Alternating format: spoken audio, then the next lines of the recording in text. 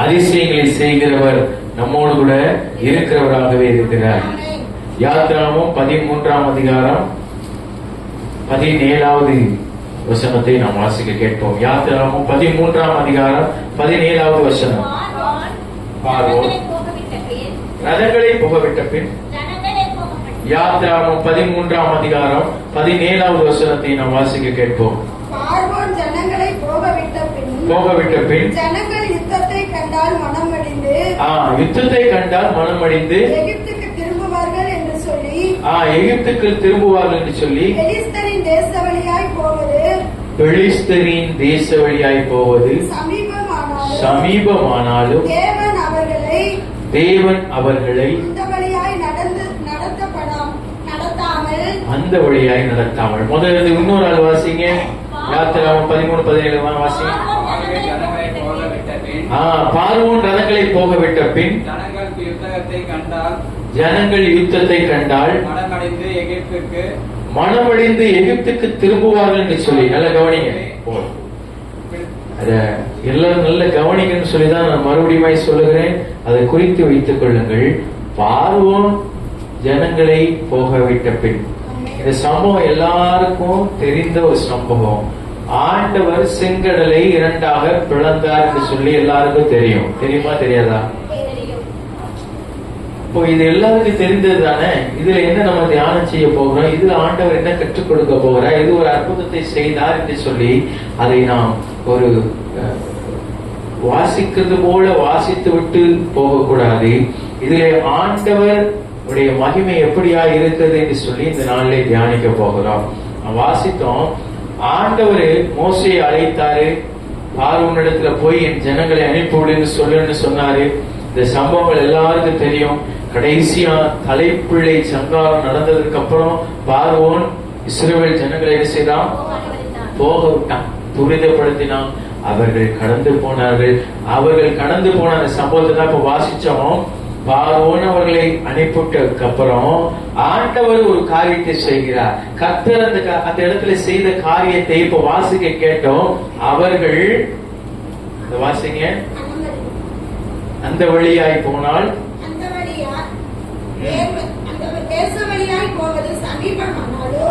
தேச வழியாய் போவது. எந்த தேச வழியாய்? பெலிஸ்தரின் தேச வழியாய் போவது சமீபமானாலும். அப்போ ஆண்டவர் இஸ்ரவேல் ஜனங்களை எங்க அழைச்சிட்டு போறாரு? கானானுக்கு அழைச்சிட்டு போறாரு. கானானுக்கு அழைச்சிட்டு போறதுக்கு ஒரு வழி இருக்குது. அந்த வழி பெலிஸ்தரின் தேச வழியாய் அழைச்சிட்டு போனா ரொம்ப பக்கம், சீக்கிரமா கானானுக்குள்ள என்ன செஞ்சிடலாம்? போயிடலாம். ஆனா ஆண்டவர் அவங்களை அந்த வழியா நடத்தல. நல்லா கவனிக்கிறீங்களா? இப்போ ஆண்டவர் எகிப்துல இருந்து இஸ்ரவேல் ஜனங்களை அழைச்சிட்டு போறாரு. பெலிஸ்தரின் தேச வழியாய் போனா சீக்கிரமா கானானுக்கு போயிடலாம். ஆனா ஆண்டவர் அவங்களை அந்த வழியா நடத்தல. காரணம் என்ன? அங்க யுத்தம் நடக்கும். பெலிஸ்தர்களோடு கூட யுத்தம் சண்டை போட்டாங்கன்னா இவங்க என்ன செஞ்சிருவாங்க? மனம் அடிந்து மறுபடியுமா எகிப்துக்கு என்ன செஞ்சிருவாங்க? திரும்பிடுவாங்கன்னு சொல்லி ஆண்டவர் வேறு வழியாய் நடத்தினார். வார்த்தை அன்றுல் பண்ணி கொடுங்க. அந்த வழியாய் நடத்தாமல். எந்த வழியாய் நடத்தாம?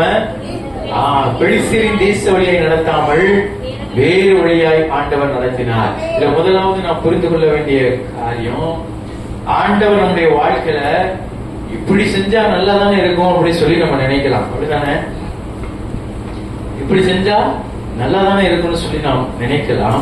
ஆனால் அவர் நம்முடைய வாழ்க்கையில செய்கிற வழி வேறு விதமா இருக்கும். இல்லையா?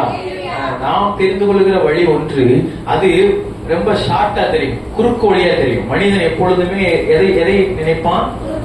குறுக்கு வழியை நினைப்பான். இது சீக்கிரமா போயிடலாம், இந்த பக்கம் போனா எப்படி போயிடலாம், சீக்கிரமா போயிடலாம்னு சொல்லி குறுக்கு வழியை யோசிப்பான். ஆனால் ஆண்டவர் நடத்துகிற வழி எப்பொழுதும் அது வேறு விதமாக இருக்கும். இந்த இஸ்ரவேல் ஜனங்களை ஆண்டவர் வேறு வழியாய் நடத்தினார். இன்றைக்கு உங்களை என்னையும் ஆண்டவர் வேறு வழியாய் நடத்தி கொண்டிருக்கிறார். சரி, ஆண்டவர் நடத்துற வழியில என்ன இருக்கும் அப்படின்னு சொல்லி அடுத்து பார்க்க போகிறோம். 18வது வசனம்.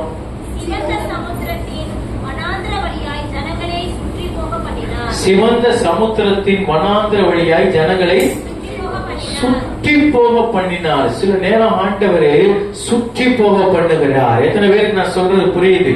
நேரா போகாம சுத்தி விடுறாரு. சொல்லுவோம்ல, என்னை சுத்துல விட்டுனா அப்படின்னு சொல்லி. அதே போல ஆண்டவர் மனிதனை என்ன செய்கிறார்? சுற்றி போக பண்ணுகிறார். சில சமயங்கள்ல ஆண்டவர் சுற்றி போக பண்ணுகிறார்.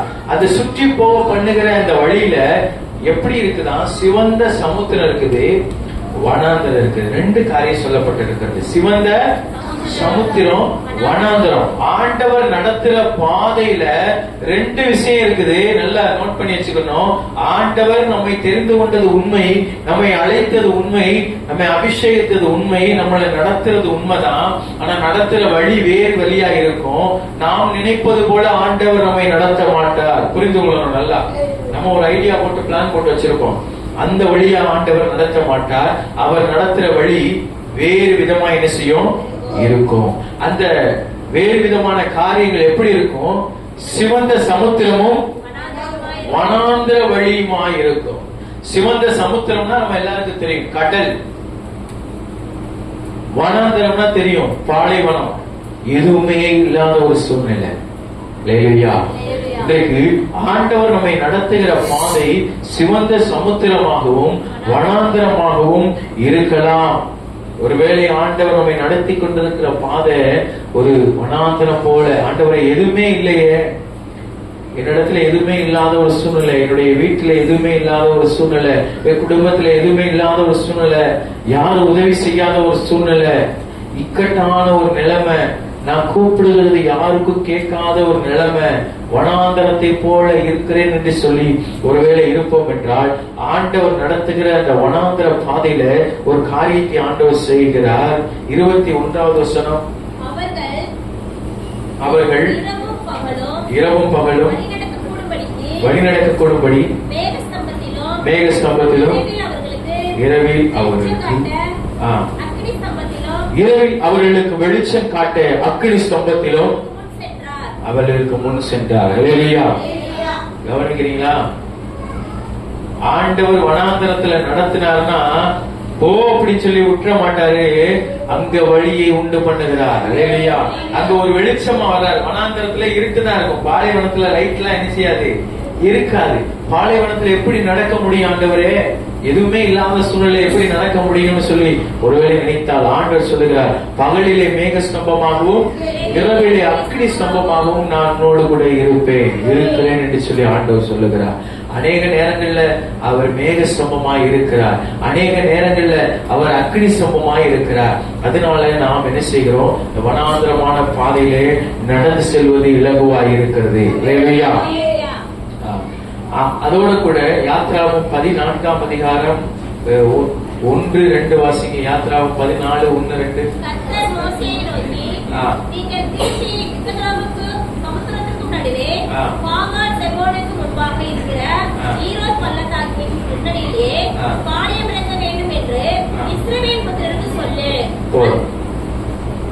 சமுத்திர கரையா? தொடர்ந்து வாசிங்க. அதற்கு எதிராக சமுத்திர கரையிலே பாளையம் இறங்கினீர்களா? எந்த கரையில பாளையம் இறங்கணும்? சமுத்திர கரையிலே. ஆண்டவர் அதுல முதல் வசனத்தை வாசிக்கிறோம். கர்த்தர் மோசேயை நோக்கி, ஹல்லேலூயா, ஆண்டவர் மோசேயை பார்த்து சொல்றாரு, மோசே இந்த பக்கம் போன்னு சொல்றாரு. எந்த பக்கம் போக சொல்றாரு? அவர் சமுத்திர கரையை நோக்கி பாளையம் இறங்கு, சமுத்திர கரையை நோக்கி பாளையம் இறங்குன்னு சொல்லுகிறார். அப்போ ஆண்டவர் நடத்துற பாதை சமுத்திரத்துக்கு நேரா இருக்குது பாருங்க. இல்லையா? இன்றைக்கு நமக்கு ஒரு திணிப்பு போல இருக்கலாம். ஆண்டவர் என்னை ஏன் இந்த பாதையில நடத்துறாரு? ஆண்டவர் ஏன் எனக்கு இதை அனுமதித்தாரு? ஆண்டவர் ஏன் என்னுடைய வாழ்க்கையில இதை நடக்க பண்ணி இருக்கிறார் என்று சொல்லி ஒருவேளை கலக்கத்தோடு என் வாழ்க்கையில ஏன் இது நடக்குது, ஆண்டவர் ஏன் எனக்கு இதை நடக்க பண்ணினார் என்று சொல்லி திகைப்போடு இருப்போமானால், ஆண்டவர் எதற்காக அப்படி செய்கிறாரா? 2வது வசனம் வாசிச்சிட்டோம். 4வது வார்த்தை வாசிங்க. 4வது வசனத்தை. நான் அவன் இருதயத்தை கடினப்படுத்தி நானே கர்த்தர் என்பதை எகிப்தியர் அறியும்படி, நானே கர்த்தர் என்பதை எகிப்தியர் அறியும்படி பார்வோனாலும் அவர்களுடைய எல்லா ராணுவத்தாலும் மகிமைப்படுவேன் என்றார். ஹல்லேலூயா. கவனிக்கிறீங்களா? பார்வோனாலும் அவனுடைய எல்லா ராணுவத்தாலும் மகிமைப்படுவேன் என்றார். மகிமைப்படுவேன். ஆண்டவருடைய நாமம் மகிமைப்படுவதற்காக ஆண்டவர் நம்மை இந்த பாதையிலே நடத்துகிறார். ஹல்லேலூயா. எத்தனை பேருக்கு புரியுது? நம்ம பெரிய ஆளாகணும்னு நினைக்கிறோம், நம்ம வளரணும்னு நினைக்கிறோம், நம்ம உயரணும்னு நினைக்கிறோம். நன்மைதான். ஆண்டவர் வனாந்திர பாதையிலே செங்கல்லுக்கு நேராய் நடத்துகிறது அவருடைய நாமத்தை மகிமைப்படுத்துவதற்கு. ஹல்லேலூயா. அவருடைய நாமத்தை மகிமைப்படுத்துவதற்கு. அவர் சொல்றார், எகிப்தியர் நானே கர்த்தர் என்பதை அறிந்து கொள்ளணும். இன்றைக்கு நம்மை சுற்றியுள்ள ஜனங்கள் நாம் ஆராதிக்கிற தேவன் சர்வ வல்லமையுள்ளவர் என்பதை அறிந்து கொள்ள வேண்டும். எனவே விசுவாசிக்கிறீர்கள், நாம் ஆராதிக்கிற தேவன் சர்வ வல்லமுள்ளவர் என்பதை அறிந்து கொள்ளணும். அதற்காக ஆண்டவர் என்ன செய்கிறார்? நம்மை செங்கடல் மத்தியிலே நடத்துகிறார். அவர் கடலுக்கு நேரா நடத்துற வழி ஒருவேளை திகைப்பு போல இருக்கலாம், ஒருவேளை பயமா இருக்கலாம். எதற்காக என்னை ஆண்டவர் இந்த கடலுக்கு முன்னாடி கொண்டு வந்து நிறுத்தி இருக்கிறார்? இப்ப எல்லாருக்கும் ஒரு கேள்வி வரும், எதுக்காக ஆண்டவர் என்னை இந்த பாதையில நடத்தினார்? எதற்காக ஆண்டவர் எனக்கு இந்த துன்பத்தை அனுமதித்தார்?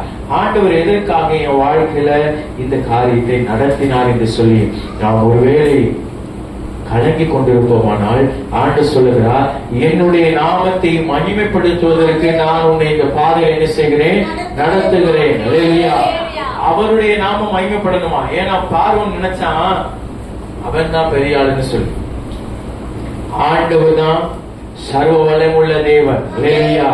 அவர் உண்மையுள்ள தேவன் என்பதை பார்வோனும் அவருடைய சேனைகளும் எகிப்தியரும் அறிந்து கொள்ளும்படி இஸ்ரவேல் ஜனங்களை வனாந்தரத்திலே நடத்தினார், செங்கடலுக்கு முன்பாக நடத்தினார். இன்றைக்கு ஆண்டவரே மெய்யான தேவன், நாம் ஆராதிக்கிற தேவன் உண்மையுள்ளவர் என்பதை அநேகர் அறிந்து கொள்ளும்படியாக நம்மை ஆண்டவர் சில பாதைகளிலே நடத்துகிறார். சரி, அவர் நடத்தின பாதை செங்கடலுக்கு முன்னாடி என்ன செஞ்சுட்டாங்க?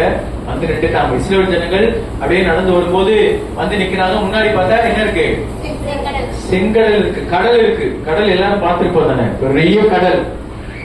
இந்த கடல் ஆண்டவர் பிளந்தாரு எல்லாருக்கும் தெரியும் தான். அந்த நடந்த சம்பவங்களை ஆண்டவர் இன்றைக்கு நம்மோடு கூட உணர்த்தி கொண்டிருக்கிறார். இதுல ஆண்டவர் நம்ம கற்றுக் கொடுக்கிறார். கடலுக்கு முன்னாடி வந்து நின்ற உடனே ஒரு சம்பவம் நடக்குது. யாத்திராகமம் 14ஆம் அதிகாரம் 10வது வசனத்தை வாசிங்க. இஸ்ரவேல் புத்திரர் கண்களை ஏறெடுத்து பார்த்து எகிப்தியர் தங்களுக்கு பின்னே வருகிறதை கண்டு மிகவும் பயந்தார்கள். நல்ல கவனிங்க, இஸ்ரவேல் ஜனங்கள் கடலுக்கு முன்னாடி வந்து நின்றுட்டாங்க.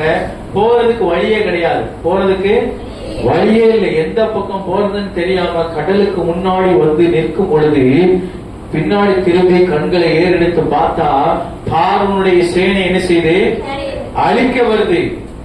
கண்களை ஏறெடுத்து பார்த்தா பார்வோனுடைய சேனைகள் அழிக்க வருது. இன்றைக்கு நம்ம அநேக சூழ்நிலையை திரும்பி பார்த்தா அது நம்மளை அழிக்கிறது போலதான் என்ன செய்யுது இருக்குது. சூழ்நிலையும் பிரச்சனையும் பார்த்தா நம்மளை அழிக்கிறது போல இருக்குது. இந்த பிரச்சனை நம்மளை முக்கிரும் போல இருக்குது, இந்த நோய் நம்மளை அழிச்சிரும் போல இருக்குது, இந்த வியாதி நம்மளை அவ்வளவுதான் முடிச்சிரும் போல இருக்குதுன்னு சொல்லி அதை பார்க்கும் பொழுது அவனமாக தோன்றுகிறது. மாத்திரமல்ல பயப்படுறாங்க. பாருங்க, பார்த்து பயப்படுறாங்க. என்ன செய்ய போகிறோம் அப்படின்னு சொல்லி அந்த பார்வோனுடைய சேனையை பார்த்து பயந்துகிட்டு கடலுக்கு முன்னாடி நிற்கும் போது ஆண்டவர் சொல்லுகிறார், மோசேயை பார்த்து கையை நீட்டி அதை என்ன செய்ய பிளந்து விடுன்னு சொல்றார். இது எல்லாருக்கும் தெரியும். ஆண்டவர் என்ன செய்கிறாரு? அந்த கடலை ரெண்டா பிளந்து விடுகிறார். அதுல யாத்திராகமம் 14ஆம் அதிகாரம் 14வது வசனத்தை வாசிங்க. கர்த்தர் உங்களுக்காக யுத்தம் பண்ணுவார், நீங்கள் சும்மா இருப்பீர்கள். ஹல்லேலூயா. கர்த்தர் உங்களுக்காக யுத்தம் பண்ணுவார், நீங்கள் சும்மா இருப்பீர்கள். மோசே அந்த ஜனங்களை தேற்றுகிறார், கர்த்தர் உங்களுக்காக யுத்தம் பண்ணுவார். ஏன் அப்படின்னா, ஏன்னா நல்ல கவனிங்க, இது முக்கியமான காரியம். ஆண்டவர் மோசையை பார்த்து என்ன சொன்னாரு? எங்க போகணும்னு சொன்னாரு? கடல் நோக்கி என்ன செய்யணும்? பாளையம் இறங்கணும்னு சொன்னாரு. சொல்லிட்டு சொன்னாரு, இஸ்ரவேலர்கள் நான் நடத்துவேன், எகிப்தினுடைய சேனைகளால நான் என்ன செய்வேன்? மகிமைப்படுவேன்னு சொன்னார். பார்வோனுடைய சேனைகளால நான் என்ன செய்வேன், மகிமைப்படுவேன்னு சொன்னார். இதை மோசே நன்றாய் அறிந்திருந்தார். அறிந்திருந்தனால ஜனங்களை பார்த்து சொல்லுகிறார், கர்த்தர் உங்களுக்காக யுத்தம் பண்ணுவார். இல்லையா? கர்த்தர் உங்களுக்காக யுத்தம் பண்ணுவார், நீங்க சும்மா இருப்பீர்கள் சொல்லிட்டு ஆண்டுடைய வார்த்தைப்படியா இந்த கடலை என்ன செய்கிறார், இரண்டாய் பிளந்து விடுகிறார். 17வது வசனம் வாசிங்க. எகிப்தியர் உங்களை பின்தொடர்ந்து வரும்படி நான் அவருடைய இருதயத்தை கடினப்படுத்தி பார்வோனாலும் ரதங்கள் குதிரை வீரர் முதலாகிய அவருடைய எல்லா ராணுவத்தாலும் மகிமைப்படுவேன். அவருடைய எல்லா ராணுவத்தாலும் மகிமைப்படுவேன். 2வது முறை ஆண்டவர் சொல்றாரு பாருங்க. 3 முறை அதுல சொல்வதை நாம் பார்க்கிறோம். நீங்க வீட்டுல போய் அந்த 13ஆம் அதிகாரம் 14ஆம் அதிகாரம் வாசிச்சு பாருங்க. நான் மகிமைப்படுவேன் என்று ஆண்டவர் சொல்லுகிறார். இல்லையா? நான் மகிமைப்படுவேன். எல்லா துதி கனம் மகிமைக்குரியவர் யாரு? கர்த்தர் மாத்திரமே. அவர் சொல்லுகிறார், நான் என்ன செய்வேன், மகிமைப்படுவேன் என்று. ஆண்டவர் மகிமைப்படுவதற்காக செங்கடலிலே ஜனங்களை நடத்துகிறார். ஆண்டவருடைய நாமம் அந்த இடத்துல மகிமைப்பட்டது. அல்லேலூயா. கடலுக்குள்ள ஜனங்கள்லாம் நடந்து போறாங்க. நடந்து போகும் பொழுது பின்னாடி பார்வோனுடைய சேனை என்ன செய்யுது, நம்ம பின்னாடியே போய் இவங்க என்ன செஞ்சிடலாம், புடிச்சிடலாம்னு சொல்லி நடந்து வரும் பொழுது அந்த கடல்ல நடந்து இவர்கள் என்ன செய்யறாங்க, கரையில ஏறினதுக்கு பிற்பாடு அந்த பார்வோனுடைய சேனை கடலுக்குள்ள என்ன செய்யுது, வந்துட்டே இருக்குது. ஆண்டவர் சொன்னாரு, நீ திரும்பி கையை நீட்டி கடலை என்ன செய்ய மூடின்னு சொன்னார். இல்லையா? அவ்வளவுதான். திரும்பி கையை நீட்டின உடனே கடல் தண்ணி என்ன செய்தது, அப்படியே மூடி பார்வோனுடைய சேனைகளையும் குதிரைகளையும் ராணுவத்தையும் கவிழ்த்து போட்டது. இல்லையா? அந்த கவிழ்த்து போட சம்பவம் நடக்கிறதுக்கு முன்னாடி ஒரு காரியம் நடக்குது. அந்த 27 வாசிங்க. யாத்திராகமம் 14ஆம் அதிகாரம் 27வது வசனம் வாசிங்க. விடிய காலத்தில் சமுத்திரம் பலமாய் திரும்பி வந்தது. எகிப்தியர் அதற்கு எதிராக ஓடும்போது கர்த்தர் அவர்களை கடலின் நடுவே கவிழ்த்து போட்டார். கடலின் நடுவே கவிழ்த்து போட்டார். அல்லேலூயா. கடலுக்கு நடுவுல கூட்டிட்டு வர்றது எதுக்குன்னா கவிழ்த்து போடுறதுக்கு. அல்லேலூயா. பார்வோனுடைய சேனையை கடலுக்குள்ள ஆண்டவர் அனுமதிச்சாரே கவிழ்த்து போடுவதற்கு. இன்றைக்கு நம்மை பின்தொடர்கிற காரியங்கள் எதுவா வேண்டுமானாலும் இருக்கலாம். நம்ம அழிச்சிடணும்னு நினைக்கிற காரியங்கள் எதுவா வேண்டுமானாலும் இருக்கலாம். அந்த பார்வோன் நினைச்சா இஸ்ரவேல் ஜனங்களை பின்னாடியே போய் அவங்க என்ன செய்யணும், அழித்து போடணும்னு சொல்லி ஆண்டவர் அவனையுடைய சேனைகளை என்ன செய்தாரு, அழித்து போட்டார். அல்லேலூயா. 29வது வசனம் வாசிங்க. இஸ்ரவேல் புத்திரரும் சமுத்திரத்தின் நடுவாக வெட்டாந்தரையின் வழியாய் நடந்து போனார்கள். அவர்கள் வலதுபுறத்திலும் இடதுபுறத்திலும் ஜலம் அவர்களுக்கு மதிலாக நின்றது. அல்லேலூயா. அதுக்கு முன்னாடி கடலுக்கு முன்னாடி அத்தனை லட்சம் ஜனங்களும் நின்று தவிக்கிறாங்க, புலம்புறாங்க. என்ன செய்யறது, இந்த கடலை எப்படி கடந்து போகிறது, நம்ம அவ்வளவுதான் சாக போறோம் அப்படின்னு சொல்லி நினைச்சாங்க. நான் சொல்ல முடியும், எந்த அந்த தண்ணியை பார்த்து என்ன செய்யறாங்க, கலங்கி கொண்டு இது எப்படி கடந்து போகுதுன்னு பாக்குறாங்க. பின்னாடி திரும்பி பார்த்தா பார்வோனுடைய சேனை இதை எப்படி கடந்து செல்வது, இதை தண்ணிக்குள்ள முங்கி நம்ம செத்து போயிருவோம்னு சொல்லி நினைத்து கொண்டிருந்த சூழ்நிலையில எந்த தண்ணியில, நல்ல கவனிங்க, எந்த தண்ணியில வழியே இல்ல, எந்த தண்ணீர்ல நம்ம முங்கி சாவ போறோம்னு நினைச்சோங்களோ அந்த தண்ணீர் எப்படி நின்றுதான், வலது புறத்திலும் இடது புறத்திலும் மதிலாக நின்றது. அல்லேலூயா. கரங்களை தட்டி தேவனுடைய நாமத்தை நாம் மகிமைப்படுத்துவோம். அல்லேலூயா. மதிலா நிக்க வச்சுட்டாரு. கடல் தண்ணி பார்த்திருக்கோம். கடல் தண்ணி அப்படி இருக்குது. மோசே கை நட்டோடனே கடல் தண்ணி ரெண்டா பிளக்குது. பிளந்து இந்த பக்கம் செவர் மதில் போல நிக்குது, இந்த பக்கமும் மதில் போல நிக்குது. நடுவுல பாதை இஸ்ரவேல் ஜனங்கள் நடந்து போகிறார்கள். அல்லேலூயா. ஆமா, மதில்னா தெரிந்தன, கோட்டை செவர் மாதிரி இந்த செய்து என்ன செய்யுது, தண்ணி நிக்குது, மதிலாய் நிற்குது. எந்த காரியம் நம்மளை அழிச்சு போட நினைக்கிறோமோ அதை ஆண்டவர் நமக்கு பாதுகாப்பாக மாற்றி விடுவார். அல்லேலூயா. தண்ணியில விழுந்து செத்து போயிருவோம்னு நினைச்சாங்க, அந்த தண்ணி மதிலாய் நிற்குது. அல்லேலூயா. ஆண்டவர் சொன்னார்னா நிக்காதவெல்லாம் நிக்கும். விசுவாசிக்கிறீங்களா? ஓடாதெல்லாம் ஓடும். காற்றும் கடலும் அலை கொந்தளிக்குது. அவர் சொன்னாரு, சத்தம் போடாத, அவ்வளவுதான், இறையாத அப்படின்னா நினைச்சிரும், சத்தம் நின்றும். அல்லேலூயா. ஏன்னா தண்ணியை உருவாக்கினவர் அவர். அல்லேலூயா.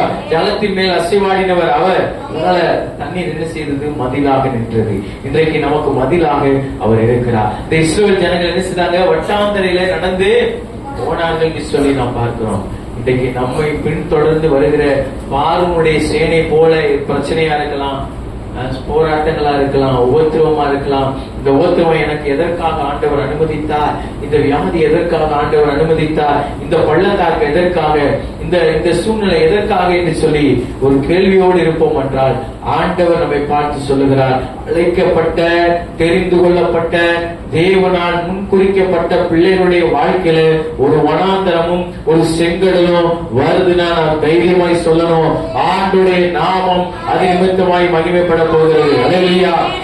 என்ன கொண்டு ஆண்டவர் ஏதோ செய்ய போகிறார், என்னால அவருடைய நாமம் மகிமைப்பட போகிறது, என்னுடைய குடும்பத்தினால அவருடைய நாமம் மகிமைப்பட போகிறது, என் பிள்ளையினால அவருடைய நாமம் மகிமைப்பட போகிறது, என் குடும்பத்துள்ள சூழ்நிலையினால அவருடைய நாமம் மகிமைப்பட போகிறது. அல்லேலூயா. நானே தேவன் என்று அறிந்து கொள்ளுங்கள். அல்லேலூயா. அவரே சர்வ வல்லமையுள்ள தேவன். இதுல ஒரு காரியத்தை பார்த்தோம், இஸ்ரவேல் ஜனங்கள் எத்தனை வருஷம் அடிமையா இருந்தாங்க தெரியுமா? 430 வருஷம் அடிமையாய் எகிப்தில இருந்தாங்க.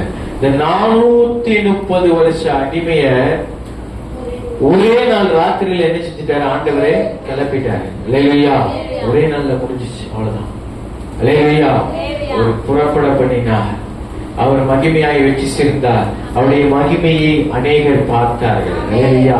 இன்றைக்கு ஆண்டவர் நமக்கு செய்கிற காரியங்களை, ஆண்டுடைய மகிமையை அநேகர் பார்ப்பார்கள். அல்லேலூயா.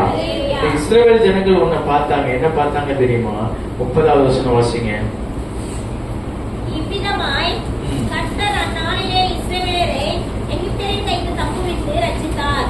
கடற்கரையிலே எகிப்தியர் செத்து கிடக்கிறதை இஸ்ரவேலர் கண்டார்கள். கடற்கரையிலே எகிப்தியர்கள் செத்து கிடக்கிறதை இஸ்ரவேலர்கள் கண்டார்கள். அல்லேலூயா. புரியுதா? எவ்வளவு ஆழமான வார்த்தை தெரியுமா? கடற்கரையிலே எகிப்தியர்கள் செத்து கிடக்கிறதை இஸ்ரவேலர்கள் கண்டார்கள். அல்லேலூயா. யார சாகடிக்கணும்னு துரத்திட்டு வந்தானோ அவன் செத்து போயிட்டான். எத்தனை பேருக்கு புரியுது? அல்லேலூயா. உனக்கு விரோதமாய் உருவாக்கப்பட எந்த ஆயுதமோ வாய்க்காலே போகும். இஸ்ரவேல் ஜனங்களை கொல்லணும்னு சொல்லி ரதத்தையும் ராணுவத்தையும் புறப்பட்டு வந்த அத்தனை பேரும் செத்து மிதக்கிறத இஸ்ரவேலர்கள் பார்த்தார்கள். அல்லேலூயா. ஆமா, உன்னோட போராடினவர்களை தேடியும் காணாதிருப்பாய் ஆண்டவர் சொல்லுகிறார். இஸ்ரவேல் ஜனங்கள் பார்க்கிறாங்க, அவ்வளவு ராணுவம் வந்தானே, யாராவது இருக்கானு பார்த்தா ஒருத்தன் இல்லை, எல்லாம் செத்துட்டான். அல்லேலூயா. உன்னோட போராடினவர்களை தேடியும் காணாதிருப்பாய். இன்றைக்கு நமக்கு போராட்டமா, பிரச்சனையா, உபத்திரவமா எந்த காரியங்கள் வந்தாலும் கர்த்தர் நமக்காக யுத்தம் பண்ணுவார். அல்லேலூயா. நமக்காக யுத்தம் பண்ணுகிறவர் நம்மோடு கூட இருக்கிறார். நீங்கள் நின்று கொண்டு இன்றைக்கு அவர் செய்த ரட்சிப்பை காண்பீர்கள் என்று சொல்லி 13வது வசனம் வாசிங்களேன். 14:13. அப்பொழுது மோசே ஜனங்களை நோக்கி, பயப்படாதீர்கள், நீங்கள் நின்று கொண்டு இன்றைக்கு கர்த்தர் உங்களுக்கு செய்யும் ரட்சிப்பை பாருங்கள். நீங்க நின்று கொண்டு இன்றைக்கு கர்த்தர் உங்களுக்கு செய்யும் ரட்சிப்பை பாருங்கள். இன்னைக்கு ஆண்டவர் என்ன செய்யறாரு பாருங்க அப்படிங்கிறார். அல்லேலூயா. இன்னைக்கு அவர் செய்யற காரியத்தை நீங்க பாருங்க அப்படின்னு சொல்லி தைரியமாய் சொல்லுகிறார். அதே போல இன்றைக்கு கடலை பிளந்து இஸ்ரவேல் ஜனங்களை நடக்க பண்ணினார். அப்போ கடலுக்கு மத்தியில ஆண்டவர் கொண்டு வந்ததுடைய நோக்கம் அவர்களை துன்பப்படுத்துவதற்காக அல்ல, அவருடைய நாமம் மகிமைப்படுவதற்காக. இன்றைக்கு ஆண்டவர் நம்மளை வனாந்தரத்துல சில நேரங்கள்ல நடத்துறதுக்கு காரணம் நம்ம கஷ்டப்பட்டு கவலைப்படணுங்கிறதுக்காக அல்ல, அவருடைய நாமம் நம்மில் மகிமைப்படுவதற்காக. அவருடைய நாமம் நம்மளை கொண்டு மகிமைப்படணும். அவர் நாமத்தை மகிமைப்படுத்துறதுக்கு தான் நம்மள ஆண்டவர் அழைச்சிருக்கிறார். அல்லேலூயா. மாத்திரமல்ல, இன்னொரு காரியத்தை நான் சொல்ல முடியும். ஆண்டவர் மோசேய பார்வோனிடத்துல என்ன சொல்ல சொல்லி அனுப்பினார்? என்னை ஆராதிக்கும்படி ஜனங்களை போக விடு, என்னை ஆராதிக்கும்படி என் ஜனங்களை போக விடு. எப்ப ஆராதிக்கணும்? நல்ல கவனிங்க, முக்கியமான வார்த்தை. எப்ப ஆராதிக்கணும், ஜெபிக்கணும், உயர்த்தணும், துதிக்கணும், அவருடைய நாமத்தை பிடிக்கணும், அவருடைய சமூகத்துல அமரணும், புறப்பட ஆயத்தமாயிட்டோமோ, செங்கடலோ வனாந்தரமோ தயாரா இருக்குது. அல்லேலூயா. எத்தனை பேருக்கு நான் சொல்றது புரியுது? வனாந்தரமும் செங்கடலும் கடந்தாக வேண்டியதாக இருக்கிறது. ஆனால் சொல்லுகிறார், கர்த்தர் சொல்லுகிறார், நான் பகலிலே மேக ஸ்தம்பமாகவும் இரவிலே அக்கினி ஸ்தம்பமாகவும் இருந்து அந்த வனாந்தரத்தை கடக்க பண்ணுவேன். மாத்திரமல்ல, உனக்கு மதிலாக இருந்து கடலை பிளந்து வட்டாந்தரை உருவாக்கி, இதுவரையில் அந்த பாதையை யாருமே பார்த்திருக்க மாட்டாங்க. கடலுக்குள்ள ஒரு பாதையை தேவனால் உருவாக்க முடியும். அல்லேலூயா. கடலின் ஆழத்திலே இறங்க பண்ணி, மேட்டிலே ஏற பண்ணி, அந்த கரைக்கு போக மாட்டோம்னு நினைச்சாங்க. அப்படித்தானே இஸ்ரவேல் ஜனங்கள் இந்த கரையில இருந்து அந்த கரைக்கு போக மாட்டோம்னு நினைச்சாங்க. போனது மாத்திரமல்ல, எவன் பின்னாடி வந்தாலும் அவன் எல்லாம் செத்து கிடக்கிறதையும் அந்த கரையில ஆண்டவர் பார்க்க வச்சார். அல்லேலூயா. உன்னை கரை சேர்க்கிறவர் ஒருத்தர் இருக்கிறார். புரியுதா உங்களுக்கு? அநேகர் சொல்லலாம், என் பிள்ளைய கரை சேர்க்கணும், அதை கரை சேர்க்கணும், இதை கரை சேர்க்கணும். ஆண்டவர் சொல்லுகிறார், நான் உன்னை கரை சேர்ப்பேன். அல்லேலூயா. நான் உங்களை திக்கற்றவர்களாக விடேன். இயேசுப்பா சொன்னாரு, பிரசங்கத்தெல்லாம் முடிச்சிட்டு சீசர்களை பார்த்து சொன்னாரு, நீங்க படையேறி போங்க அப்படின்னு சொல்லிட்டு அவங்க என்ன செய்தாரு? துரிதப்படுத்தினார். துரிதப்படுத்திட்டு இவர் போய் மழையில உட்கார்ந்து ஜெபம் பண்ணிட்டு இருக்கிறார். நடு ஜாமமாகுது, காற்றும் கடலும் கொந்தளிக்குது. கொந்தளிக்கும் போது சீசர்கள்லாம் படகு என்ன செய்றாங்க? ஓட்டி ஓட்டி பாக்குறாங்க, முடியல. அவங்களுக்கு என்ன செய்யுது? தண்டு வலித்து போனது. ரொம்ப அவ்வளவுதான், செத்துருவோம்னு நினைக்கிறாங்க. அப்போ ஆண்டவர் கடலின் மேல் நடந்து வந்தார். அல்லேலூயா. எல்லாருக்கும் தெரிந்த சம்பவம். கடல் மேல என்ன செய்தாரு? நடந்து வந்தார். நான் இப்படியா சொல்ல முடியும், அவங்களை கடல்ல போக சொல்லி அனுப்புனது யார் தெரியுமா? இயேசுப்பா தான் அனுப்புறாரு. படகை நீங்க முன்னாடி போங்க அப்படின்னு சொல்லி அவங்களை அனுப்புனது அவர் தான். அதனால நடுக்கடல்ல பிரச்சனை வந்தா நடந்து வருவதா அவரா தான் இருப்பார். அல்லேலூயா. புரியுது அவங்களுக்கு? அவங்களை அழைச்சது அவரா இருந்தா. நடுக்கடல்ல தத்தளித்தால் என் தேவன் நடந்து வந்து உன் படகிலே ஏற வல்லமுள்ளவராக இருக்கிறார். அல்லேலூயா. உன்னை எகிப்திலிருந்து அழைத்து வந்தது என் தேவனாய் இருந்தார். செங்கடலையும் பிளப்ப அவர் வல்லமுள்ளவராக இருக்கிறார். அல்லேலூயா. இது எதற்காக ஆண்டவர் செய்கிறாரா? அவருடைய நாமத்தை மகிமைப்படுத்துவதற்கு அவர் செய்கிறார். அவருடைய நாமத்தை மகிமைப்படுத்தணும். இன்னைக்கு ஒவ்வொருத்தரும் அவங்க உங்களுடைய நாமத்தை மகிமைப்படுத்துறாங்க, அவங்க உங்க பேரை மகிமைப்படுத்துறாங்க. இவர் பேர் பெற்றவர், இந்த இடம் பேர் பெற்றது, புகழ் பெற்றது என்று சொல்லி மகிமையை தனக்கென்று அநேகர் எடுத்துக்கொண்டு இருக்கிறார்கள். இந்த மகிமைக்குரியவர் கர்த்தர். அல்லேலூயா. மகிமைக்குரியவர் கர்த்தர் மாத்திரமே. லாசருடைய சம்பவத்தை சொல்லி நான் முடிக்கிறேன். லாசரு மரித்து போனதும் உயிரோடு எழுப்பினதும் நம்ம எல்லாருக்கும் தெரியும். அப்படித்தானே? இப்ப செங்கடல ரெண்டா பிளந்தது எல்லாருக்கும் தெரியும். அதுல இருந்து நாம் தியானித்தோம். இன்னொரு சம்பவம், லாசருவே உயிரோடு ஆண்டவர் என்ன செய்தாரு? எழுப்பினார். யோவான் 11ஆம் அதிகாரத்துல நம்ம வாசிக்க முடியும். யோவான் 11ஆம் அதிகாரம் 3வது வசனம்.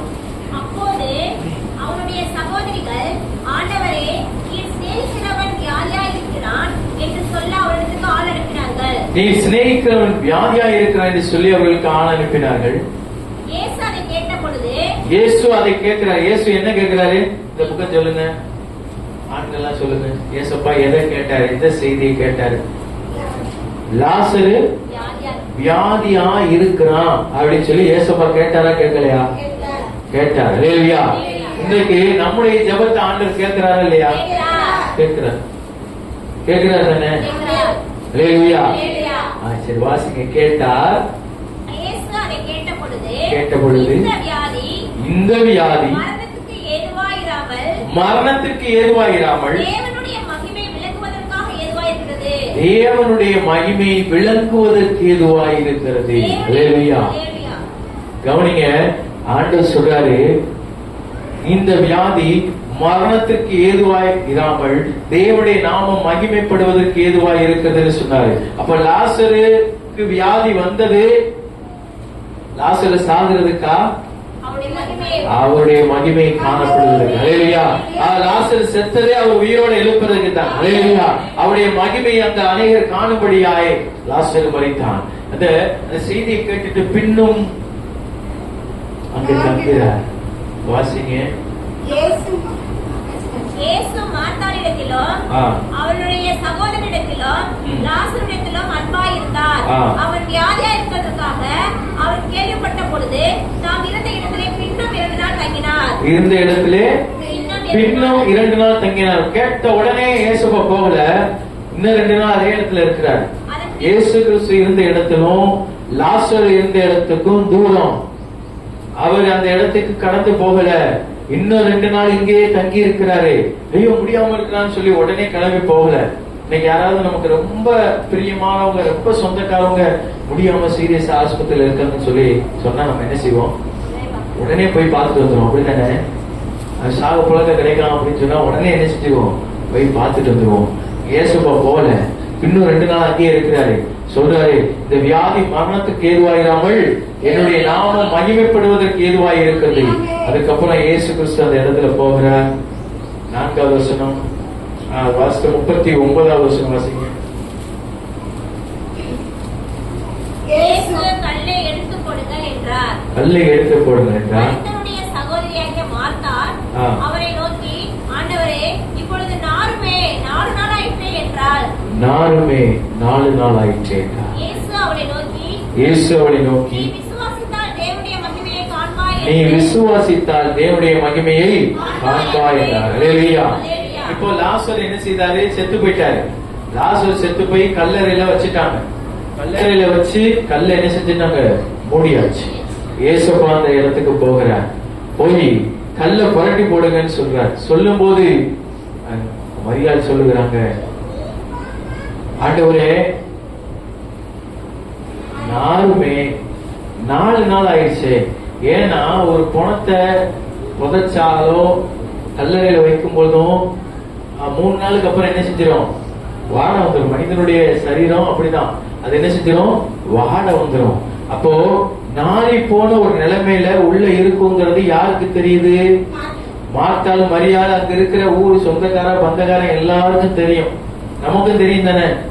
நமக்கும் தெரியும். 3 நாளுக்கு அப்புறம் நாரி போகும்னு தெரியும். இந்த 4 நாளுக்கு அப்புறம் நாருமேன்னு சொல்லுகிறார். ஆண்டவர் சொல்லுகிறார், நீ விசுவாசித்தால் தேவனுடைய மகிமையை காண்பாய். நீ விசுவாசித்தால் தேவனுடைய மகிமையை காண்பாய். அப்போ ஆண்டவரே முதல்ல ஒரு வார்த்தை சொன்னாரு, இந்த வியாதி மரணத்துக்கு ஏதுவாயிராமல் என்னுடைய நாமம் மகிமை விளங்குவதற்கு ஏதுவாய் இருக்கு. என்னுடைய நாமம் மகிமைப்படுவதற்கு ஏதுவாய் இருக்குதுன்னு சொன்னார். இப்ப ஆண்டுடைய நாமம் அந்த இடத்துல என்ன செய்தது? மகிமைப்பட்டது. லாசருவே வெளியே வான்னு சொன்னாரு. உயிரோடு வெளியே வந்தான். அல்லேலூயா. அவருடைய வார்த்தையில வல்லமை இருக்குது. அவன் வெளியே வந்தோடனே இங்க பார்க்கிறோம் 45வது வசனம். அப்பொழுதே மரியாளிடத்தில் வந்திருந்து இயேசு செய்தவர்களை கண்டவர்களாகிய யூதர்களின் அநேகர் அவரிடத்தில் விசுவாசம் உள்ளவர்களானார்கள். அல்லேலூயா. யார் யார் ஆண்டவரை நம்பாம இருந்தாங்களோ அவங்க எல்லாம் என்ன செய்தாங்க? விசுவாசம் வச்சுட்டாங்க. அல்லேலூயா. இன்றைக்கு நடக்கிற அநேக காரியங்கள் கர்த்தரை நம்பாத அநேக அவர் மேல் விசுவாசம் வைக்கும்படியாக உங்களுக்கும் எனக்கும் அநேக காரியங்களை ஆண்டவர் அனுமதிக்கிறார். அல்லேலூயா. அது மரணத்துக்கு ஏதுவாக அல்ல, நம்மளை அழிக்கிறதுக்கு அல்ல, நம்மளை உருவாக்குவதற்கு. அல்லேலூயா. அவருடைய நாமம் மகிமைப்படுவதற்கு, அவருடைய நாமம் நம்மள என்ன செய்யும்? மகிமைப்படும். 2 காரியம் பார்த்திருக்கிறோம். இஸ்ரவேல் ஜனங்களை செங்கடலுக்கு முன்னாடி கொண்டு போனதுடைய நோக்கம் அவருடைய நாமம் மகிமைப்படுவதற்கு. லாசருவை மறிக்க விட்டதற்கு காரணம் அவருடைய நாமம் மகிமைப்படுவதற்கு. இன்றைக்கு அநேக சூழ்நிலைகளை ஆண்டவனுடைய வாழ்க்கையில அனுமதித்தனுடைய நோக்கம் அவருடைய நாமம் மகிமைப்படுவதற்கு. அல்லேலூயா. அல்லேலூயா. சரி, அவருடைய நாமம் என்னிடத்துல மகிமைப்படும் எத்தனை பேர் விசுவாசிக்கிறீங்க? அவருடைய நாமம் என்ன கொண்டு மகிமைப்படும். அல்லேலூயா. அதுக்கு நம்ம ஒண்ணு செய்யணும். லேவியராகமம் 9ஆம் அதிகாரம் 6வது வசனம். லேவியராகமம் 9:6. அப்பொழுது மோசே, கர்த்தர் கட்டளையிட்ட இந்த காரியத்தை செய்யுங்கள், கர்த்தருடைய மகிமை உங்களுக்கு காணப்படும் என்றான். கர்த்தர் கட்டளையிட்ட இந்த காரியத்தை செய்யுங்கள், கர்த்தருடைய மகிமை உங்களுக்கு காணப்படும். அல்லேலூயா. எல்லாரும் வாய்த்திறன் சொல்லுமா? கர்த்தர் கட்டளையிட்ட இந்த காரியத்தை செய்யுங்கள். சொல்லுங்க. கர்த்தர் கட்டளையிட்ட இந்த காரியத்தை செய்யுங்கள், கர்த்தருடைய மகிமை உங்களுக்கு காணப்படும். அல்லேலூயா. ஆண்டவர் சொல்லுகிற இந்த வார்த்தையை கேட்கிற நமக்கு ஆண்டவர் வாக்குத்தத்தமாக கொடுக்கிறார்.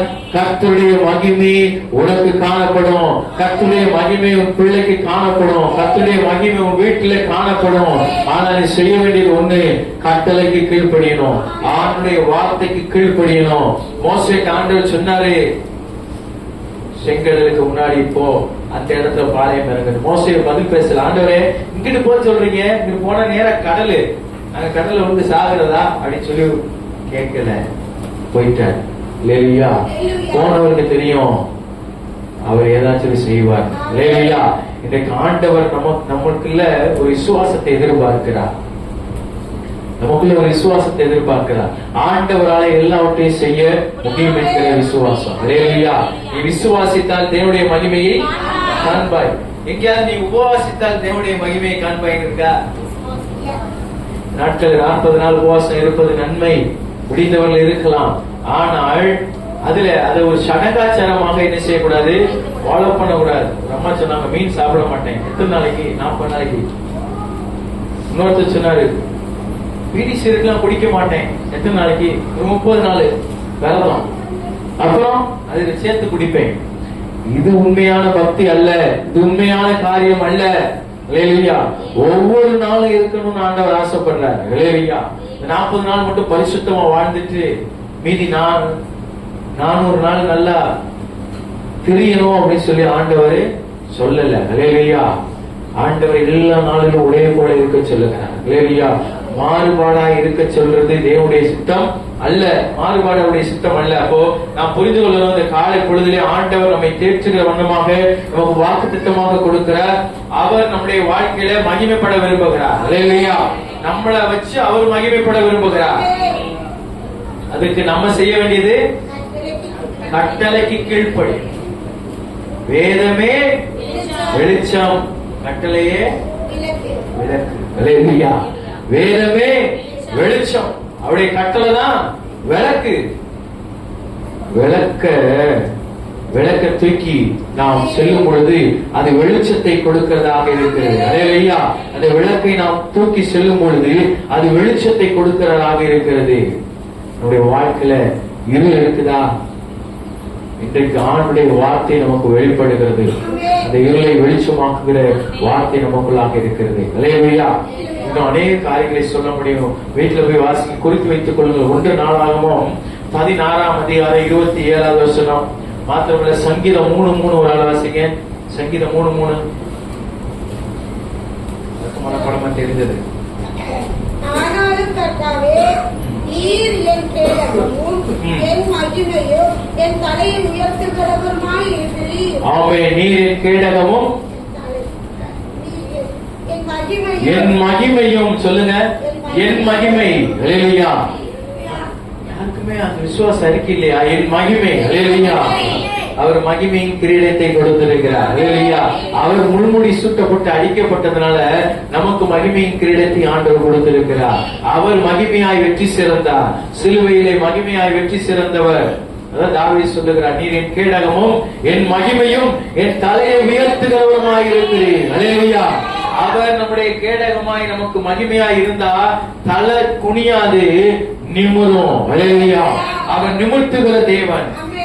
எந்த இடத்துல அப்படி அமர்ந்திருக்கிறதோ அதை எரிய வச்சிடுவார். ஹல்லேலூயா. அவர் மங்கி எரிகிற திரியை அணைக்காதவர். ஒருவேளை மங்கி எரிகிற மாதிரி இருக்கா, அமர்ந்து எரிகிற மாதிரி இருக்கா, ஆண்டவர் கொழுந்து விட்டு எரிய செய்வார். ஹல்லேலூயா. மாத்திரமல்ல ஒரு வசனத்தை வாசித்து முடிக்க போகிறோம். சங்கீதம் 27 4ஆம் அதிகாரம். சங்கீதம் 27ஆம் அதிகாரம் 4வது வசனம்.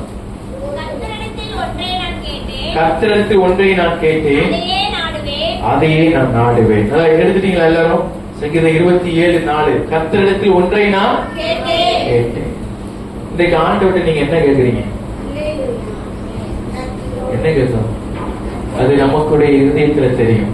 ஆண்டவரிடத்துல நம்ம என்ன கேட்கிறோம்னு சொல்லி நம்முடைய இருதயத்துக்கு தெரியும். அது வாசிங்க. கர்த்தரிடத்தில் ஒன்றை நான் கேட்டேன், அதையே நான் பிடிச்சிட்டு இருப்பேன். எதை பார்க்கணும்? எதை பார்க்கணும்? சத்தமா சொல்லுங்க. எதை பார்க்கணும்? கர்த்தருடைய மகிமையை பார்க்கணும். ஹல்லேலூயா. இந்த உலகத்துல எதை பார்க்கிறோமோ இல்லையோ, ஆண்டவரால் அழைக்கப்பட்ட பிள்ளை கர்த்தருடைய மகிமையை பார்க்க வேண்டும். ஹல்லேலூயா. அவர் நம்முடைய வாழ்க்கையில செய்கிற மகிமையை பார்க்கணும். அது அந்நிய கண்கள் மாத்திரமல்ல, நம்முடைய கண்களும் காணும். அல்லேலூயா. இஸ்ரவேலுடைய கண்கள் கண்டது, எகிப்தியர் செத்து கிடக்கிறதை இஸ்ரவேலுடைய கண்கள் கண்டது. அல்லேலூயா. துரத்தப்பட்ட பார்வோனுடைய சேனை அழிக்கப்பட்டது, எகிப்தியர் அவருடைய சேனைகள் முறியடிக்கப்பட்டது, கர்த்தருடைய நாமம் மகிமைப்பட்டது. அல்லேலூயா. லாசரு உயிரோடு எழுப்பினார், கர்த்தருடைய நாமம் மகிமைப்பட்டது. தாவீது சொல்லுங்க, உங்களுடைய மகிமையை நான் பார்க்கபடிக்கு. அல்லேலூயா. இதனால ஒரு தீர்மானத்தோடு நாம் இங்கிருந்து கடந்து செல்லணும். உங்க மகிமையை நான் பார்க்கணும் ஆண்டவரே. அல்லேலூயா. ஆமா, எதையோ பார்க்கணும்னு ஆசை. ஒரு ஆள் சொன்னார், லண்டனை போய் சுத்தி பார்த்துட்டு வரணும், எனக்கு அதான் கடைசி ஆசை. பிளைட்ல போகணும், அதான் எனக்கு கடைசி ஆசை. ஒரு 10 ஏக்கர் இடம் வாங்கணும், இதான் எனக்கு கடைசி ஆசை. என் வாஞ்ச இன்றைக்கு வாஞ்சை எது வேண்டுமானாலும் இருக்கலாம், ஆசை எது வேண்டுமானாலும் இருக்கலாம். ஆனால் முக்கியமான ஒரு வாஞ்சை உண்டு, முக்கியமாய் நாட வேண்டியது ஒன்று, அவருடைய மகிமையை பார்க்கணும். அல்லேலூயா. மேகமே, மகிமையின் மேகமே, இந்த நாளிலே இறங்கி வாருமே. மேகமே, மகிமையின் மேகமே, இந்த நாளிலே இறங்கி வாருமே. அல்லேலூயா. மகிமையின் வேகமாய் இறங்குகிறது. அவருடைய மகிமை நம்மை நிரப்புச்சுன்னா, அவருடைய மகிமை நம்மோடு கூட இருந்துச்சுன்னா, இரவுலையும் பயமுள்ள, பகல்லையும் பயமுள்ள, வனாந்திரத்திலையும் பயமுள்ள, செங்கடல்லையும் பயமில்ல, அக்கினிலையும் பயமில்ல, உலகத்திலையும் பயமில்ல, வாழ்விலையும் பயமில்ல, சாவுலையும் பயமில்ல. காரணம், கர்த்தர் எனக்காக தோன்றுவார். அவருடைய வலது கரவனை தாங்குகிறது, அவருடைய மகிமை நம்மை விளங்குகிறது. அல்லேலூயா. அவருடைய மகிமைனா ஆச்சரியமான அதிசயமான காரியம். அல்லேலூயா. அவர் அன்னைக்கு கடல் மேல நடந்தாருன்னா இன்னைக்கு கடல் மேல நடப்பார். அல்லேலூயா. கையை பிடிச்சு தூக்குனாருன்னா இன்னைக்கு தூக்குவார். இன்னைக்கு அற்புதங்களை செய்கிறவர் நம்மோடு கூட இருக்கிறார். அவருடைய மகிமையை நம்மள்கிட்ட காண்பிக்கணும்னு விரும்புகிறார். நம்மகிட்ட காண்பிக்கணும்னா நம்ம கிட்ட என்ன இருக்கணும்? அவருடைய வார்த்தைக்கு கீழ்ப்படுகிற காரியம் இருக்கணும். அவருடைய வார்த்தைக்கு கீழ்ப்படியும் பொழுது நம்மை கொண்டு பெரிய மகிமையான காரியத்தை செய்வார். அல்லேலூயா. செங்கடலை பிளக்க முடியுமா? அல்லேலூயா. ஆமா, செங்கடலை பிளக்க தேவன் கிருபை செய்வார். அல்லேலூயா. அவருடைய மகிமையை நான் பார்க்கணும்னு சொல்லி விரும்புறேன். நாம் யாவருக்கும் அவருடைய மகிமையை காண்பிப்பார். அவருடைய மகிமை நம்மோடு கூட இருந்து நிரப்புவதாக. நாம் கண்களை மூடி ஜெபிப்போம். எங்களை நேசிக்கிற அன்பின் பிதாவை நன்றியோடு துதிக்கிறோம், சோதரிக்கிறோம். உடைய மகிமையை நாங்கள் பார்க்கும்படிக்கு உடைய கரங்களோடு கூட இருந்து நீர் எங்களுக்காக யுத்தம் பண்ணி உடைய மகிமையை காண்பிக்க ஆண்டுகிறேன். உடைய மகிமையை விளங்க பண்ணுங்க. உடைய மகிமையை குடும்பத்துல காணப்படட்டும்னு சொல்லி ஜெபிக்கிற ஒவ்வொருடைய வாழ்க்கையிலும் உங்களுடைய மகிமை விளங்கட்டும். உடைய மகிமை என்னுடைய பிள்ளைகளுடைய வாழ்க்கையில காணப்படட்டும் என்று சொல்லி ஜெபிக்கிற ஒவ்வொருடைய வாழ்க்கையிலும் உடைய மகிமை ஆண்டவரே உடைய பிள்ளைகளுடைய வாழ்க்கையில விளங்கட்டும். மரித்து 4 நாட்கள் ஆகி மாறி போன லாசருவை உயிரோடு எழுப்பின தேவன் இன்றைக்கு மரித்து போன நிலைமையில எந்த காரியங்கள் இருந்தாலும் இயேசுவின் நாமத்தினால உயிரோடு எழுப்பப்படுவதாக. 430 வருட பிரச்சனையை ஒரே ராத்திரியில முடித்த என் தேவன் இன்றைக்கு எத்தனை வருட பிரச்சனையாக இருந்தாலும் ஜெபிக்கிற இந்த வேளையிலே இயேசுவின் நாமத்தினால செங்கடல்கள் பிளக்கப்படட்டும், பாதைகள் உண்டாகட்டும், கரை சேருகிற ஒரு அபிஷேகம் நிரப்பட்டு ஆண்டவர் அப்படியாய் செய்கிறதற்காக உமக்கு நன்றி செலுத்துகிறோம். நீர் ஆசீர்வதியும், நீர் வழி நடத்தும், நீர் பாதுகாத்துக் கொள்ளும். சகல துதி கனம் மகிமை யாவற்றையும் ஒருவருக்கே செலுத்தி மீட்பர் ரட்சகருமாய் இருக்கிற இயேசு கிறிஸ்துவின் நாமத்தில் ஜெபிக்கிறோம் ஜீவனுள்ள நல்ல பிதாவே. ஆமென், ஆமென்.